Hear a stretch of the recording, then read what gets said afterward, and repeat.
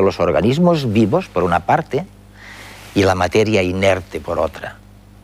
Y sin embargo, ahora sabemos que la Tierra está viva y que ocasionalmente mueren miles de hombres, mujeres y niños indefensos.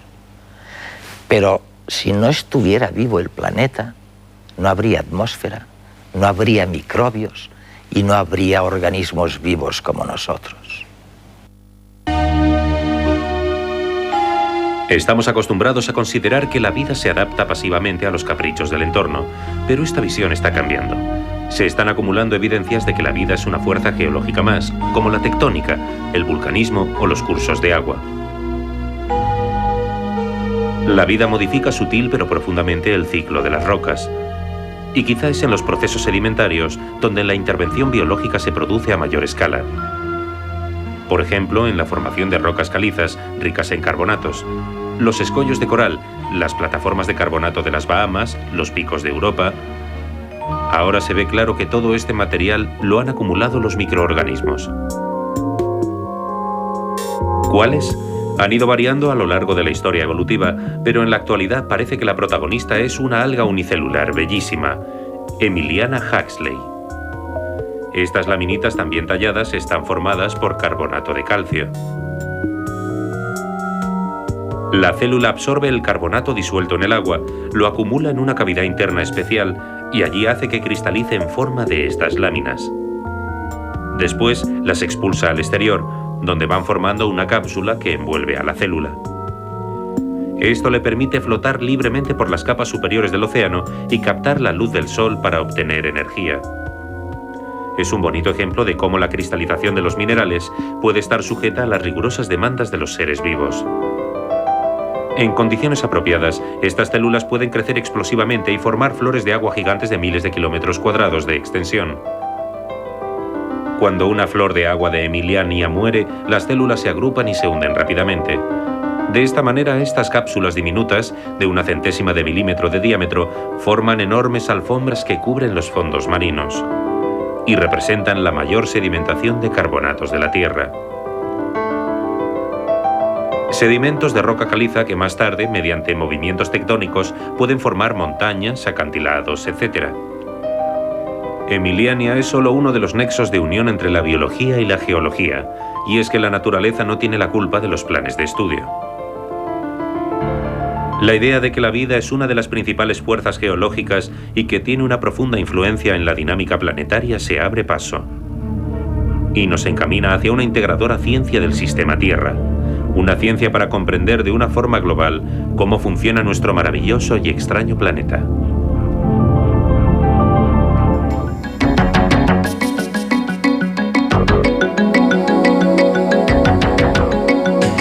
Peter Westbroek trabaja en el grupo de paleobioquímica de la Universidad de Leiden, en Holanda.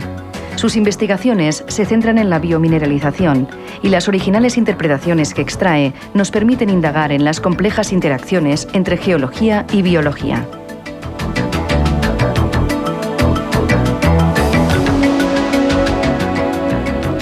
We've been living in this planet.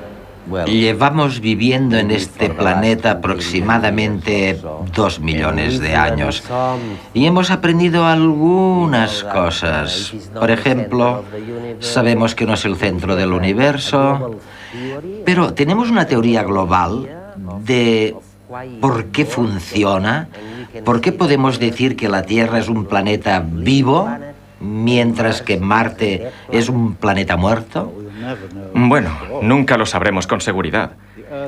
Pero ciertamente la Tierra es muy especial, y esto lo vimos desde el primer momento. Cuando el hombre fue por primera vez al espacio, vio la Tierra y la Luna a la vez. Ya conoces esa fotografía que es tan fantástica. Y pensaron que la Tierra era nuestra casa y que la Luna no lo era. Tenemos un planeta donde hay vida y muerte. En la Luna no hay ni vida ni muerte. Simplemente existe. No me extraña entonces que los biólogos hablen ahora del impacto geológico de la biología. Y vosotros, los geólogos... Nosotros lo descubrimos. En el pasado no había nadie que se interesara por la Tierra como sistema, pero esto ha cambiado, en parte a raíz de esas fotografías del espacio. Cuando yo era estudiante, hace mucho tiempo, la gente pensaba que la vida se adaptaba a las condiciones físicas y químicas, a las condiciones inanimadas del planeta, y que eso era todo lo que podía hacer, adaptarse. No tenía ninguna influencia. Era como un papel pintado de empapelar paredes. Estaba colocado sobre una superficie a la que se había adaptado. Pero ahora sabemos que hasta cierto punto es la vida la que crea estas condiciones. Y por eso la Tierra se ha convertido en un planeta tan diferente de la Luna o de Marte o de todos los otros objetos que hay en el sistema solar. Pero estamos diciendo, en realidad, quiero decir, cuando seguimos el ciclo de una roca, por ejemplo, esta meteorización, tú lo llamas así en tu maravilloso libro sobre la vida como fuerza geológica, cuando las rocas desde el fondo del mar surgen por este proceso, las rocas surgen en la superficie de la Tierra y luego, cuando se encuentran en la superficie, sufren la erosión de los elementos. Esta erosión va destruyendo la roca y se obtienen los escombros que son arrastrados por el agua lentamente hasta llegar al mar, en cuyo fondo se depositan formando gruesas capas, una auténtica alfombra.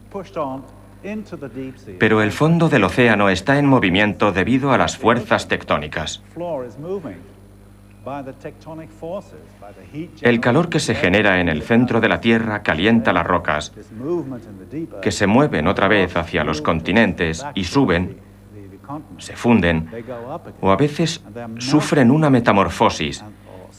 Por ejemplo, se puede obtener granito, pero después de, digamos, unos 100 millones de años, vuelven a surgir. Y todo el material se vuelve a erosionar de nuevo. Este es el ciclo de las rocas. ¿Y qué pasa con la vida entre tanto? Eso es muy importante. Sabemos que es algo muy peligroso para la vida. Un ejemplo es el tsunami que acabamos de tener. Puede llegar a matar a muchísimas personas y destruir mucha vida en la superficie de la Tierra. A simple vista, el paisaje que nos rodea parece ser inmutable. La curva de las montañas que vemos en el horizonte es igual a la que veían nuestros antepasados más lejanos. Sin embargo, el paisaje cambia y tiene su propio ciclo vital. Podemos ver cómo los ríos erosionan las montañas y el viento mueve los desiertos. Aunque a nosotros nos resulta difícil apreciarlo, las rocas, que nos parecen eternas, describen ciclos a lo largo de millones de años. Los continentes son desgastados por el viento, el agua y la actividad de la vida sobre ellos. Se desintegran en moléculas minerales que, en su largo camino hacia el mar, formarán parte de miles de seres vivos. Poco a poco los sedimentos se van acumulando en los límites de las plataformas continentales y cayendo hacia el océano profundo. Diversos organismos, desde las gambas a las algas unicelulares, colaboran en la precipitación de los minerales disueltos en el agua, especialmente los carbonatos. La presión y la gravedad compactan estos sedimentos que con el tiempo se convierten en rocas. Pero ¿cómo llegó la concha a la cima de la montaña? ¿Cómo vuelven estas rocas a los continentes? Nos lo explica la tectónica de placas, la teoría geológica en vigor desde 1960. La capa más externa de la Tierra se denomina litosfera y es una capa rígida con enormes fracturas que circundan el globo. Estas fracturas son los bordes de lo que denominamos placas tectónicas. Las placas tectónicas flotan sobre la siguiente capa que se encuentra fundida debido a las altas temperaturas del interior de la Tierra y, lo que es más importante, se mueven. La clave de este movimiento es que en esta capa fluida la temperatura no es homogénea. Se comporta como el agua hirviendo en una cazuela. Cerca del núcleo la temperatura es mayor, por lo que el fluido tiene menor densidad y asciende. Esto desplaza las capas superiores más frías y origina un movimiento circular que denominamos corrientes de convección. Se mueven en ciclos de millones de años y forman una gigantesca cinta transportadora que arrastra las placas tectónicas lentamente. Este movimiento se ve reforzado porque en las dorsales oceánicas el material que surge del manto va separando las placas. En los límites continentales la corteza oceánica sufre un fenómeno de subducción. Se desplaza por debajo de la corteza continental, creando una profunda fosa marina. Las rocas sedentarias de los márgenes continentales se pliegan y dan lugar a montañas como los Pirineos o el Himalaya. La litosfera se funde en contacto con la capa inferior y da lugar a la actividad volcánica que devuelve las rocas a la superficie. Un ejemplo son cordilleras como los Andes o arcos volcánicos como el archipiélago japonés. Normalmente no percibimos el movimiento de las placas, pero a veces se manifiesta en forma de terremotos muy violentos. Si un terremoto fuerte tiene un epicentro en el fondo marino, puede dar lugar a un tsunami. El movimiento vertical del fondo hace que el agua se desplace y origine gigantescas olas. Las increíbles fuerzas que mueven las placas tectónicas se transforman en destrucción cuando estas olas son frenadas por la costa. En circunstancias especiales, y muchas veces devastadoras, somos testigos de cómo las rocas de la Tierra nacen y mueren. Has pasado muchos años de tu vida profesional como geólogo estudiando cómo unir todas estas piezas en los picos de Europa, por ejemplo, en Cantabria, ¿no? En el norte de España. Estaba muy cerca de allí. Y hace un año estuve allí con geólogos de Holanda y de España. Es increíble esos picos tan altos en Asturias. Ya sabes que el motivo de su nombre, Picos de Europa, es porque los antiguos exploradores, cuando regresaban en barco de las Américas, lo primero que veían era esos inmensos bloques de roca blanquecinos. Inmensos bloques de roca blanquecinos. Y cuando vas allí, miras hacia arriba y ves por todas partes rocas de caliza. Es caliza. Es todo caliza. Es caliza. ¿Y de dónde demonios sale toda esta caliza? ¿Cómo se formó? En realidad, era una plataforma de carbonato que se formó en arrecifes y lagos. Era algo enorme. Algo comparable con las Bahamas o con el gran arrecife de coral. Y estaba allí, y después fue empujado por las grandes fuerzas de la Tierra y quedó todo estrujado. Estamos hablando de las placas tectónicas. Sí, pero ¿cómo se formó? Es como una placa de coral, pero muy extraña, porque no hay corales, o muy pocos, y es porque está hecha de bacterias. Es una demostración del poder de las bacterias. Se cree que las bacterias solo crean enfermedades y que son una porquería, pero no lo son.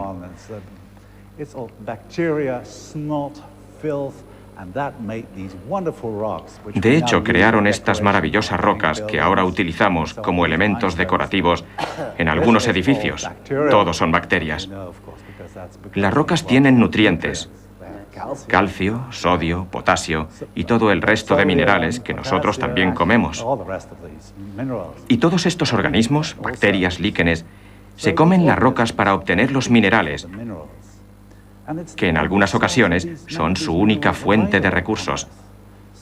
Estos organismos son especialistas en devorar las rocas, y lo que sucede es que se mueren o les pasan los nutrientes a otros organismos. Y cuando todo esto es arrastrado al mar, todo está disponible para que comience una nueva vida. Todo se fertiliza, incluso el océano. No habría peces en el océano si no fuera por este proceso. Sin este proceso no podría haber peces. Todo este proceso parece oculto, pero al final la materia es arrastrada hasta el mar. Las bacterias se comen las rocas y hacen que haya alimentos disponibles para todo lo que tiene vida en toda la biosfera. Y luego, las profundidades del mar son como el retrete de todo el sistema. Es donde toda la superficie se regenera, se limpia y vuelve a reaparecer en la superficie de la Tierra de nuevo. Este es el ciclo de las rocas desde un punto de vista biológico. Es esencial. Sin el ciclo de las rocas, sin la tectónica, sin los tsunamis y todas estas catástrofes y terremotos, no habría vida. Y sin la vida, todos esos fenómenos tampoco serían lo que son hoy. Sería interesante estudiar cuál hubiera sido la evolución de la Tierra, como ente físico, sin la vida. ¿Qué cambios de tipo geográfico, físico, estructural, en el sentido de formación de cordilleras, etcétera, se hubieran producido a diferencia de los que conocemos o se están estudiando actualmente? Seguro que habría grandes diferencias. Colegas míos americanos apoyan hoy un postulado, una teoría, que dice que es probable que los continentes de la Tierra se formaran debido a la interacción química de la vida con la superficie terrestre. Esto explicaría por qué encontramos señales de vida en las rocas, por muy atrás que vayamos en el tiempo. Rastrear el pasado en busca de vida consiste en identificar las huellas que deja la vida en su entorno. A veces no es difícil reconocerlas, otras resulta un largo trabajo de detectives. El registro de la vida, en geología, es el concepto fósil. El concepto fósil es muy amplio y abarca desde los restos parciales o totales de un organismo, básicamente sus partes esqueléticas, o bien de su actividad, como por ejemplo aquí, en esta superficie de capa, se pueden observar las pisadas de un ave que se desplazó encima. Eso también sería un fósil, en el sentido que es el resto de una actividad de un organismo. Y otro concepto sería los de las macromoléculas orgánicas formadas a partir de la actividad biológica de los organismos del pasado.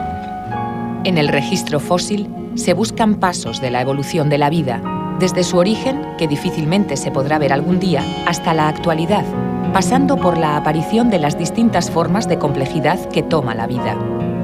En Groenlandia, un grupo de geólogos daneses que investigaba unas rocas de 3.800 millones de años de antigüedad descubrió con sorpresa que albergaban rastros de vida, de la vida más antigua que conocemos en la Tierra. Esta roca fue el fondo del océano hace 3.800 millones de años.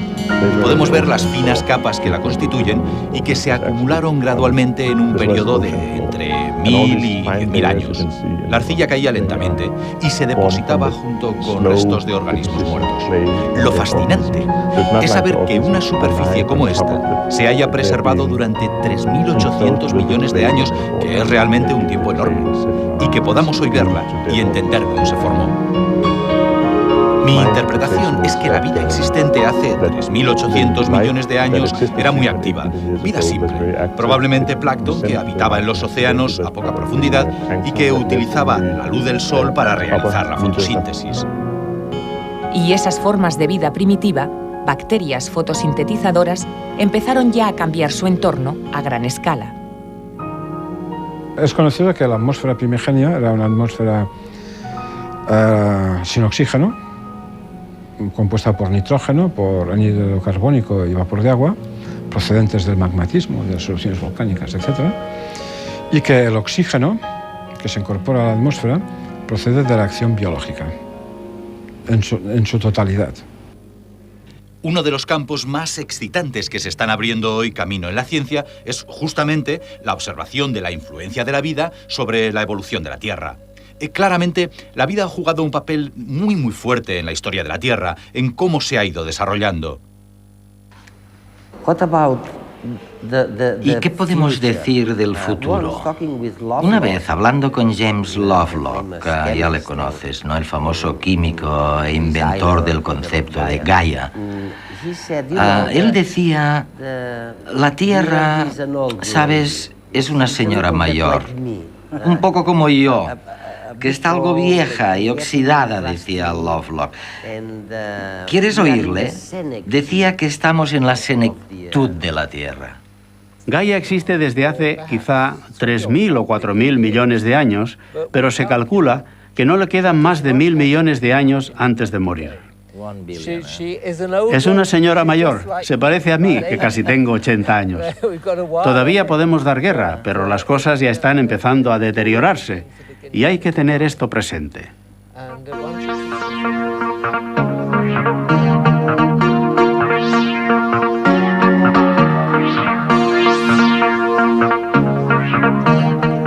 estamos empezando a comprobar los primeros cambios adversos que se están produciendo en la atmósfera como consecuencia de nuestras acciones.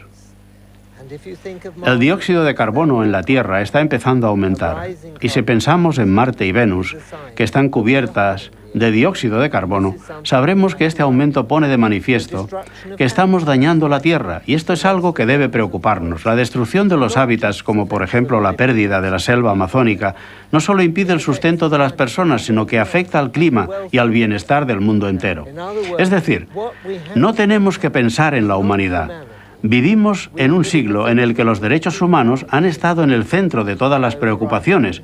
Pensamos que lo más importante es beneficiar a la humanidad. Y yo digo que este planteamiento es erróneo. Deberíamos preocuparnos primero por la Tierra, porque dependemos totalmente de ella. Si lo damos por sentado y no la cuidamos, entonces toda la humanidad sufrirá.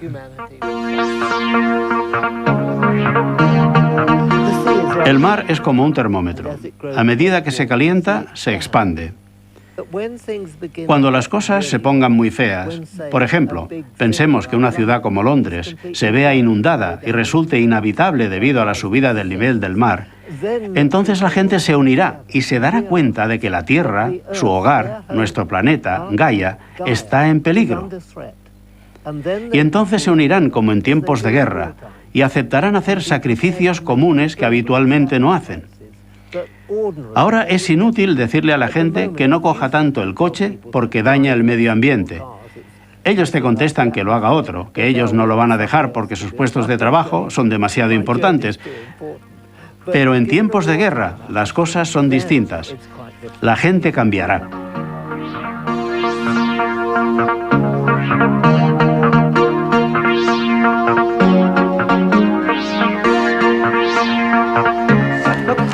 Pero vamos a ver, ¿qué sucede cuando el nivel del mar sube 1 metro? El mar, la Tierra, tiene que retroceder varios kilómetros para cada metro que sube el nivel del mar. Si piensas en el Cretácico, cuando el nivel del mar era 200 metros más alto de lo que lo es ahora, 200 metros. Prácticamente casi toda Europa estaba bajo el mar. Era un mar poco profundo, pero era como el Mar del Norte. Y es por eso que se tienen estas formaciones de caliza en los picos de Europa y los acantilados como los de Dover. ¿Conoces Dover? Y el norte de Francia. ¿Es caliza, quieres decir? Es caliza, pero principalmente son calizas de algas algo calcificadas. Tiempo atrás, estuvieron en el suelo del océano. Otros organismos comenzaron a comerse esas rocas y los sedimentos, que en esa época eran blandos, y lo que vemos en realidad es una montaña de excrementos. Cuando miramos las rocas de Dover, en realidad todo es... bueno, eso. Secreciones. Secreciones y excreciones de los organismos que han pasado después de eso por tantos estómagos. Y bueno, esto es lo que nos encontramos. ¿Es bueno para los geólogos saber que la geología y la vida en realidad son la misma cosa? ¿Es bueno para los humanos? ¿Nos ayudará? Nos dará una mejor orientación sobre quiénes somos y cuáles son las limitaciones que tenemos donde vivimos. Es enormemente importante saber esto. Creo que en realidad nosotros somos un proceso geológico.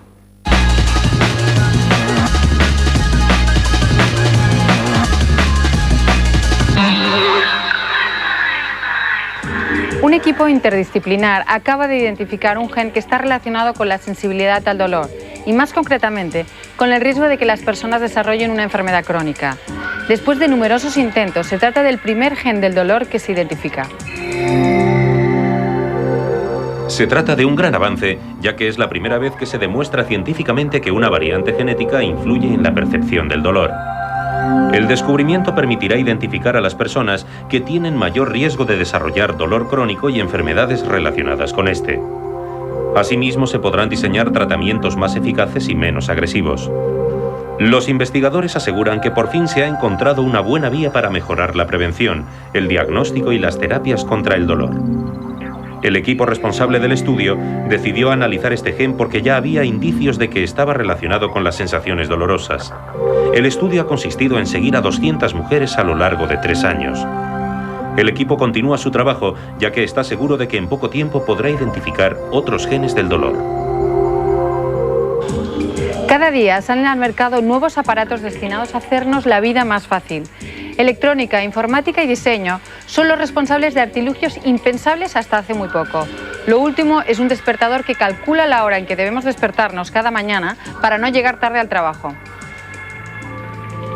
El despertador inteligente está permanentemente conectado a Internet. El propietario debe introducir unos datos iniciales como el trayecto en coche que realiza para llegar a la oficina y la hora de entrada al trabajo. Mientras uno está durmiendo tranquilamente, el despertador consulta en la red cómo está el estado de las carreteras, si hay caravana o si el tráfico es fluido. Con estos datos, el mini robot calcula la hora en que debe sonar la alarma. Se trata de un invento que hará las delicias de los dormilones y de los que sueñan con dormir cada día media hora más. El prototipo ha sido creado por unos técnicos británicos de la Universidad de Brunel y ha sido bautizado con el nombre de RISE. El artilugio también podrá programarse para que controle el estado del transporte público o el tráfico aéreo.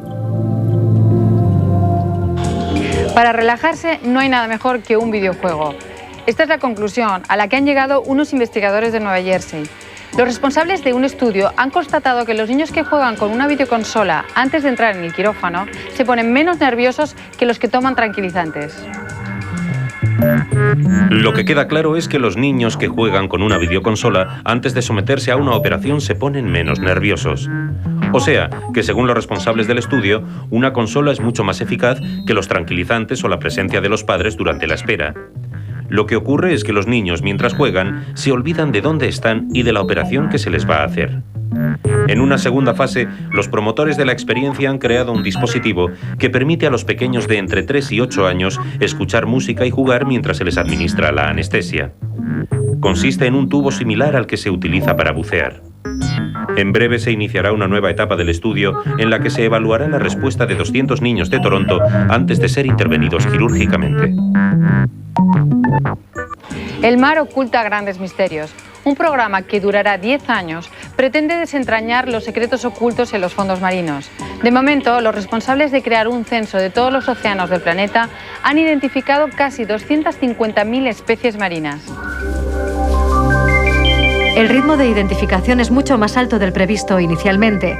En el último año de trabajo, del que se han conocido recientemente los datos, los expertos marinos han descubierto 13.000 nuevas especies. De momento, en el censo ya se han incluido casi 250.000 especies, aunque los expertos consideran que pueden haber hasta 10 veces más. La mayor parte de descubrimientos corresponden a algas pequeñas y gusanos. La elaboración de la base de datos está revelando que la información actual de la vida en los océanos no es muy real, ya que el 95% de la información procede de observaciones realizadas cerca de la superficie y tan solo un 0,1% procede de las profundidades de los océanos, justamente la zona que se está rastreando en estos momentos.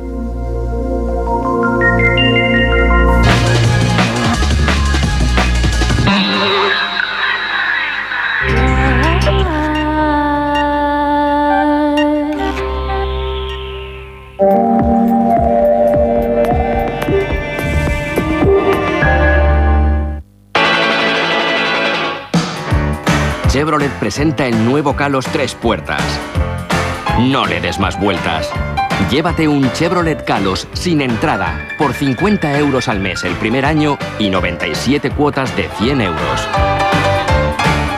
Chevrolet es más.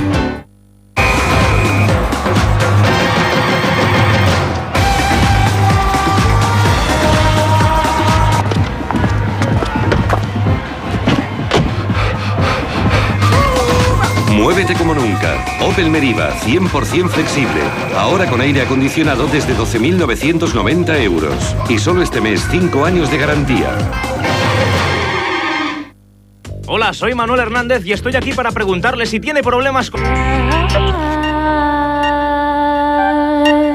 Bienvenidos a esta segunda parte de redes. Y la verdad es que no me digan que no están emocionados con lo que oyeron y vieron en la primera parte cuando se nos explicaba hasta qué punto el planeta este que pisamos está vivo y no es algo inerte, ¿no?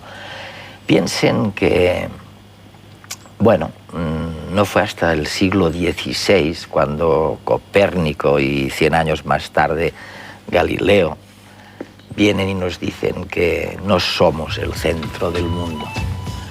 Y luego, pues como 100 años después, Hutton, que mencionaba Peter Westbrook en la primera parte, viene y dice, la Biblia, es cierto, daba a entender que la Tierra llevaba y la vida, unos 6.000 años, poquísimo, ¿no? Y él dice, no es cierto, llevaba nada menos que más de 4.000 millones de años, de lo que se alegró tremendamente Darwin, ¿no? Porque no le cabía en 6.000 años la historia de la evolución mediante la selección, ¿no?, natural de las especies. Oye, pero es rarísimo, ¿no?, que hayamos tardado tanto tiempo en saber la edad de nuestra casa, ¿no? ¿Hay alguien que todavía siga creyendo que no son 4.600 millones de años? Bueno, y hasta una sociedad de la Tierra plana, según creo, de manera que seguro que hay gente que sigue pensando que la cronología bíblica es la adecuada. Bueno, esto fue un desarrollo tecnológico, el poder medir la edad de los minerales mediante la radiactividad. Y ahí cambiamos por completo la imagen del mundo. Teníamos idea de que efectivamente el mundo tenía que ser antiguo, los científicos tenían esa idea, pero no podían demostrarlo hasta principios del siglo XX aproximadamente, 1915-1920.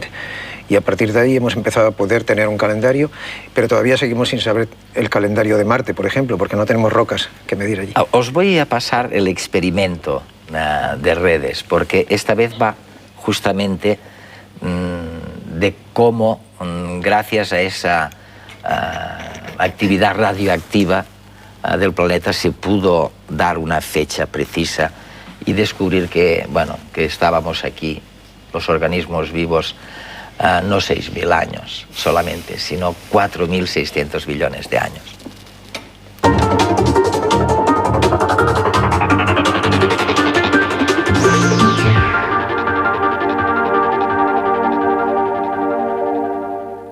Hace 350 años, el arzobispo Ussher de la Iglesia de Irlanda realizó un cuidadoso estudio de la Biblia y llegó a la conclusión de que la Tierra había sido creada el 23 de octubre del 4004 a.C. Las ideas de Ussher predominaron entre algunos científicos hasta bien entrado el siglo XIX. Sin embargo, la mayoría de geólogos creía ya que la edad de la Tierra era muy superior. ¿Cómo habían llegado, si no, los fósiles de crustáceos a lo alto de las montañas? A pesar de que, según Voltaire, las habían perdido los peregrinos camino de Tierra Santa, el pensamiento geológico de la época ya atribuía el fenómeno a movimientos de la base de la Tierra de tiempos muy anteriores. Pero no fue hasta después de inventar la televisión y aplicar la teoría atómica que los humanos determinaron la edad de su propio planeta. El reloj que permitió datar la edad de la Tierra fue el radiactivo, el que se basa en el tiempo de desintegración de los elementos radiactivos de las rocas. Los elementos radiactivos son inestables, es decir, tienden a descomponerse en átomos estables mediante la emisión de partículas y radiación. Como este proceso sigue unas leyes muy precisas, se conoce con bastante fidelidad el tiempo que ha de haber sucedido para que la mitad de una determinada cantidad de un elemento inestable se haya transformado en otro elemento. Así, se data la edad de las rocas. Un ejemplo es el uranio. Una forma de uranio, la 238, es inestable. La vida media del uranio 238 es de 4.500 millones de años. Esto significa que 100 gramos de uranio incluido en una roca tardarán ese tiempo en descomponerse en 50 gramos de uranio y 40 gramos de plomo, tras emitir masa y energía en forma de partículas alfa y beta. Así, parece que la fecha de datación de la Tierra hay que situarla en 4.500 millones de años atrás, mucho más de lo que había calculado el arzobispo Ussher. La datación que se obtuvo en los años 50 sigue siendo válida hoy en día. Bueno, ahora lo sabemos, y lo sabemos sin lugar a dudas, ¿no? Más de 4.000 millones de años. Nieves, pero ¿hay gente por ahí que sigue creyendo otra cosa o qué? Fue muy gradual cómo se llegó a esa idea y además de manera oscilante, ¿no? Steno fue el primero que dijo no puede ser, no encaja la cronología, los romanos debieron estar aquí hace ya 2000 años y entonces se atrevió a decir estas tumbas están excavadas en rocas que son más antiguas, entonces tenemos que abrir la mente a un tiempo mayor de 2000 años y eso para sus contemporáneos fue indigerible. Yo creo que para nuestros contemporáneos sigue siendo indigerible hablar de 4.000 millones de años. Y yo cuando tengo que hablar a los públicos diversos les digo que lo pongan en pesetas porque es la única manera de que no se confundan. Porque en cuanto lo ponen en años se hacen un lío tremendo y les da lo mismo 500 millones que 4.500 millones. Pero claro, cuando oyes a Westbrook, ¿no? Hablar del ciclo ese de las rocas que me salen del fondo del mar y luego regresan, soltando nutrientes, las bacterias esas que se han posado sobre estas rocas, claro, eso lleva millones de años, ¿no? La gran historia, yo creo que es uno de los grandes descubrimientos. Yo realmente estaba emocionado cuando hablaba con Peter Westbrook, ¿no? En la primera parte del programa. Es ver de qué manera se ha derrumbado esta historia de que por un lado está la vida y por otro está la materia inerte, ¿no? Ahora te das cuenta, y eso es estremecedor, te das cuenta, te das cuenta de que, por ejemplo, el tsunami que causa tantas muertes inocentes de mujeres, hombres y niños, tiene una explicación evolutiva, o sea que, en cierto modo, y que Dios no me oiga, ¿no? Sin este sacrificio no habría nutrientes arriba antes de llegar a los picos de Europa para que la vida microbiana de la que dependemos se asentara y se desarrollara, ¿no? Es esta imbricación, esta vocación biológica de la geología y esta vocación geológica de la biología, ¿no? Bueno, en principio estaban unidas las dos ciencias. Darwin era un geólogo aficionado por necesidad. Él sabía que necesitaba entender el cambio del ambiente para poder encajar bien su teoría evolutiva. Y en su viaje por Sudamérica estaba buscando los libros de Lyell, que era el primer autor geológico, ávidamente, porque él necesitaba conocer cuál era la historia de la Tierra para saber cómo meter en ella la historia de la vida. Y luego hemos perdido ese camino, nos hemos separado demasiado y ahora este señor Lovelock y Westbrook y sus seguidores nos vuelven a indicar que deberíamos trabajar juntos para poder entender el conjunto, porque si no será imposible. Y lo asombroso es que el registro geológico les da la razón y nos indica que desde el principio de las señales que tenemos en las rocas había ya seres vivos. De modo que no ha habido un largo periodo de una tierra estéril, como se imaginaba Darwin, en donde habría algún refugio en donde la vida podría haberse formado de manera espontánea. Sí. No, estaba ya todo el planeta, probablemente todo lleno, rebosante de vida. Yo recuerdo de joven en que había una cosa inexplicable, que eran esos 2.000 o casi 3.000 millones de años desde que sale la Tierra, desde que se forma el sistema solar, hasta que no empezara la vida, ¿no? Que realmente en sus formas más complejas tienes que esperar, pues vamos, más complejas, digamos, multicelulares, tienes que esperar hace 600 millones de años. Y había mucha gente que decía, bueno, oiga, usted no me cuente tonterías, porque a ver cómo me explica que durante 2.000 millones de años silencio absoluto, aquí no pasaba nada, y de pronto hace 600 millones. Bueno, todo eso era falso. O sea, como tú dices, Nieves, había vida prácticamente desde hace 4.600, que es cuando encuentran las primeras bacterias fósiles, ¿no? Sí, hace una semana aquí en Barcelona un groenlandés, un geólogo groenlandés, nos estuvo contando que tenía pruebas fehacientes isotópicas de que había vida desde hace 3.800 millones de años, pero él databa el principio en 4.400 millones de años, o sea, casi desde el principio. La vida asoma a la primera oportunidad, y podríamos decir antes de la primera oportunidad, porque eran tiempos muy duros en la Tierra, había un bombardeo asteroidal, había demasiada energía en la Tierra, y sin embargo la vida se apaña para surgir, de alguna forma que no entendemos, pero que alguna vez entenderemos. Y es verdad que algo de cierto hay en que hay una especie de mundo muy aburrido, en donde están las bacterias planctónicas cambiando la química del planeta, pero que aparentemente no pasa nada. Así son miles de millones de años, en donde Minning, también este geólogo groenlandés, nos decía, era un mundo aburridísimo, todo parecía estático. Sin embargo, allí estaban las bacterias cambiando el planeta hasta que pudo surgir una vida que respiraba oxígeno, que era lo más tóxico que había para la vida. Claro. Tuvo que cambiar todo para que surgiera una nueva vida. Y hay bacterias que se alían unas con otras porque las unas sabían respirar oxígeno y las otras los no. respiradores de oxígeno surgimos de un envenenamiento masivo del planeta, que fue contaminarlo de oxígeno hasta extremos de ignición. Por eso ahora hay tan frecuentes incendios forestales, porque está al máximo de oxígeno. 21%. Eso es un desequilibrio tremendo. Y dependemos de eso, ¿no? Si pasara 23% se armaba el... Y si bajara, no podríamos nos moríamos, respirar. ¿no?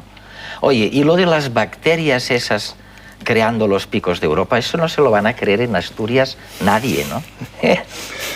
Increíble, ¿no? Sí, Peter Westbrook ha hecho un gran descubrimiento con la química del carbonato, la formación de la caliza. Sí. Se veía en la historia del planeta que había sido biogénica, se veía siempre asociada a los seres vivos. Cuando había carbonato, había seres vivos por ahí, algún tipo. Pero ¿por qué ahora el mar saturado de carbonato no formaba grandes plataformas como los picos de Europa? Sí. Eso había ocurrido en el pasado, pero ahora no ocurría. Nos cuesta mucho encontrar un análogo moderno de los picos de Europa del pasado. No lo encontramos. Y fue Westbrook el que fue a las Bahamas a descubrir por qué no precipitaban allí grandes plataformas de carbonato. Y lo encontró. Los seres vivos, las propias bacterias, son las que impiden, con la proteína que segregan al agua y que la impregnan por completo, impiden que precipite el carbonato. De modo que el mar está en un desequilibrio tremendo, porque el carbonato está a punto de precipitar, pero las bacterias lo impiden. Y no salen unos picos de Europa. Y por eso no salen los picos de Europa en las Bahamas. Fantástico. Y luego que me cuenten pues que la biología no tiene una incidencia sobre la geología, ¿no? Y viceversa. Oye, hay una cosa que yo quiero que oigáis, porque yo también me quedé impresionado.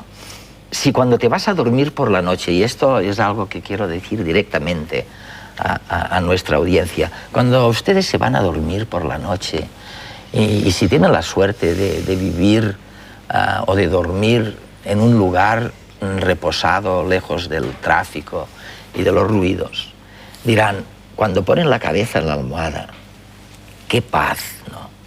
Ni un ruido. Bueno, ni un ruido. Pues yo he oído los ruidos que ustedes oirían si simplemente utilizaran una pequeña tecnología auditiva que multiplica unas cuantas veces el ruido que se oye debajo de la Tierra. No lo habéis oído nunca esto. Es impresionante. O sea que andamos sobre una nube de electrones y encima, debajo, hay un guirigay de ruidos amenazantes, como no os podéis imaginar. Lo hemos grabado en un congreso que se llama Banquete, o que se llamaba, y quiero que lo veáis.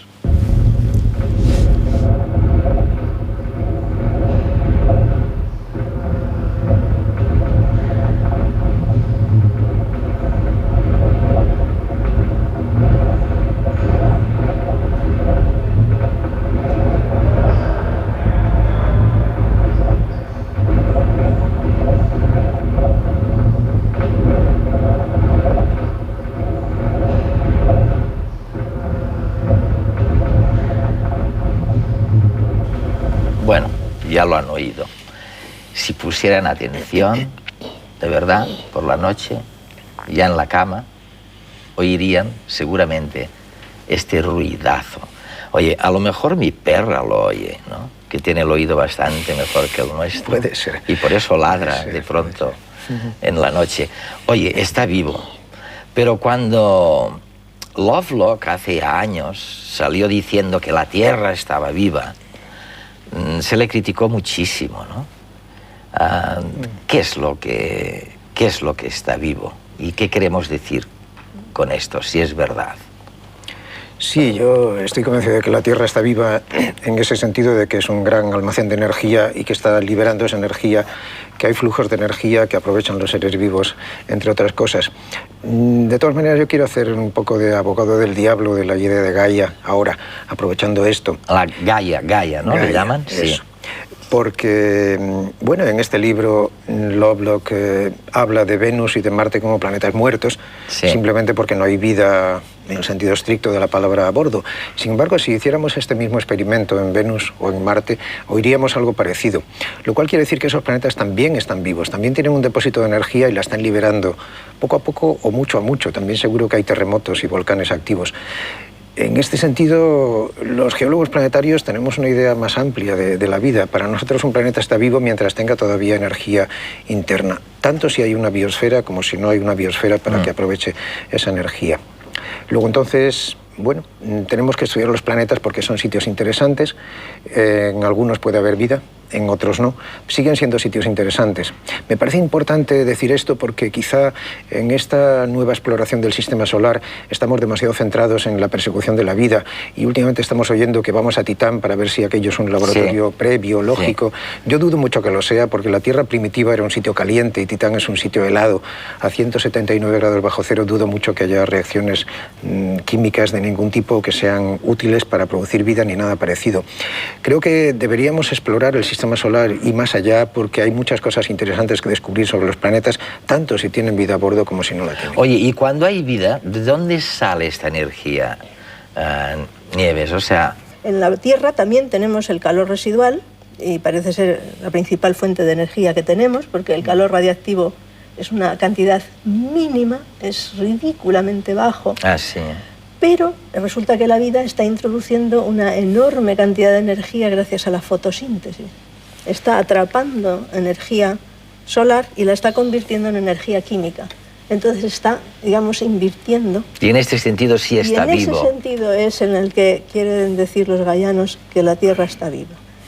No se limita, digamos, a perder la energía inicial, no, está atrapando energía, la está consiguiendo. Eso estás de acuerdo, claro. Paco, sí. Oye, gracias a tecnologías nuevas, muy nuevas, que conocéis muy bien, ahora estamos, dibujando perfiles de fondos marítimos, oye, como si estuviéramos allí sin estar, ¿no? Y mapas de costas. Vemos un reportaje y veréis hasta qué punto vamos a conocer realmente este planeta nuestro. Hasta la Grecia clásica, los mapas habían sido meras representaciones que pretendían explicar el origen del mundo según cada religión. 200 años antes de Cristo, sin embargo, los griegos tenían claro que la Tierra era una esfera. Erastótenes calculó la circunferencia del planeta y Ptolomeo propuso un sistema de proyección y coordenadas que se usa todavía hoy. Los griegos fueron también responsables de nuestras nociones de norte y sur, los conceptos de Ártico y Antártico y la reproducción en papel de la esfera terrestre como una proyección cónica. Los romanos, en cambio, fueron más prácticos y se limitaron a elaborar rutas itinerarias útiles para los ejércitos y comerciantes del imperio. Con el medievo, la geografía matemática fue sustituida por otra basada en expresiones de la Biblia, que indujo a pensar que la Tierra era plana. No fue hasta el siglo XIII cuando los europeos recuperaron el interés por la cartografía, gracias al resurgimiento del comercio marítimo. Surgieron así los portulanos, cartas náuticas basadas en las anotaciones de rumbos y distancias empleadas por los navegantes. Gracias al uso de la brújula y el astrolabio, adquirieron una precisión cada vez mayor. En el Renacimiento se redescubrió a los clásicos, entre ellos a Ptolomeo, y se volvió a pensar en una Tierra esférica. El descubrimiento de América y la invención de la imprenta potenciaron de nuevo el interés por el perfil de las costas. Tanto que los itinerarios marítimos se convirtieron en secreto de Estado para las potencias europeas, en su competición por conquistar nuevas tierras. Estudiosos con gran formación astronómica y matemática tomaron el relevo a viajeros y navegantes a la hora de plasmar la realidad del entorno en el papel. Ya en el siglo XIX, las sociedades geográficas hicieron de aventureros y exploradores héroes nacionales, descubriendo los últimos rincones desconocidos de la Tierra. Y en el siglo XX, con la fotografía aérea, la computación, los instrumentos a distancia, los sensores remotos y las aplicaciones de la ciencia espacial en los satélites, han permitido un conocimiento absolutamente preciso de la fisonomía de nuestro planeta. Bueno, ya lo ven, la precisión con que podemos dibujar como si estuviéramos allí. Oye, ¿hacemos algo nosotros en todo este concierto? Sí, estamos haciendo mapas geológicos cada vez más detallados de este planeta y son una lectura que hacemos de la historia del planeta en cada una de las regiones, a veces a gran escala, a escala global, a veces a pequeña escala. Y es, digamos, la herramienta básica con la que los geólogos contamos, interpretamos y definimos cuál es la historia geológica de cada región. Es la habilidad básica del geólogo es hacer mapas geológicos y leer mapas geológicos que han hecho otros. Igual que no hay dos autores que escriban la misma novela, no hay dos geólogos que dibujen el mismo mapa. Sí. Se parecen un poco, pero en todo caso son las herramientas básicas de la geología. Y eso nos permitirá un día que no nos pillen de sorpresa, eso, ¿no? Es. Volcanes y... Siempre habrá un factor de riesgo inevitable, porque la Tierra es un planeta demasiado activo, pero... si no fuera tan activo no estaríamos aquí, porque estamos aprovechando esa energía también. Bueno, y hemos llegado al concurso. Y el concurso ya saben de qué va. Es un concurso en el que pedimos a nuestra audiencia que reflexione un poco y nos envíe su propuesta sobre, bueno, qué convicción o creencia popular generalizada cree usted que es falsa. ¿Y por qué? Y si sabe de alguna, pues envíenos su propuesta enseguidita, porque, bueno, formará parte de este concurso que premiamos, o que premia más bien un jurado de científicos cada 3 meses aproximadamente, con un bonito ordenador portátil. Y con esto ya me despido de ustedes hasta la semana que viene, no sin recordarles que vale la pena, cuando se acuesten, poner el oído en el suelo y escuchar este ruido de fondo de un planeta vivo en el que vivimos.